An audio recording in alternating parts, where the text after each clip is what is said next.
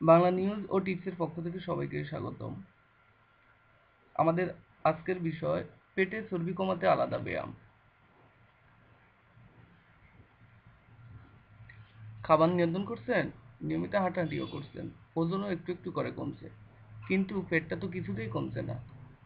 আর অনেকেই এ অভিযোগ করে থাকেন পেটের চর্বি বা মেদ দেহের অন্যান্য মেদের চেয়ে আলাদা এবং বেশি ক্ষতিকর। শরীরের অন্য অংশের মেদ সাধারণত ত্বকের নিচে জমে থাকে, কিন্তু পেটের মেদ ত্বকের নিচে ও পাশাপাশি যকৃৎ, কিডনি ও অন্যান্য অভ্যন্তরীণ অঙ্গের গায়ে লেগে থাকে।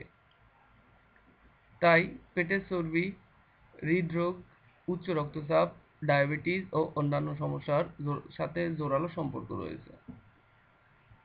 সপ্তাহে 4 দিন 8 ঘন্টা অ্যারোবিক ব্যায়াম দেহের অন্যান্য মেদের সঙ্গে পেটের মেদকেও কমিয়ে আনবে।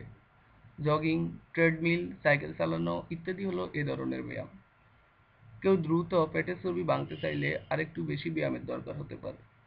40 থেকে 45 মিনিট হালকা জগিং বা জোরে হাঁটার পর দেহে সঞ্চিত চর্বি ভাঙতে শুরু করে এবং পেশি তা ব্যবহার করে।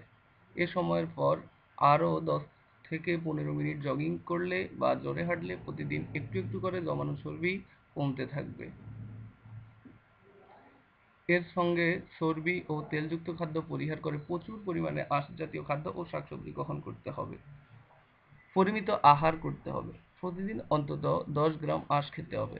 মেদ কমানো সাধারণত এসব উপায় দেহের অন্য অংশের মেদের সঙ্গে পেটের চর্বিও কমবে। এর জন্য আলাদা ব্যায়ামের দরকার হবে না। আশা করি আজকের বিষয় দ্বারা আপনারা উপকৃত হবেন। সবাই ভালো থাকবেন।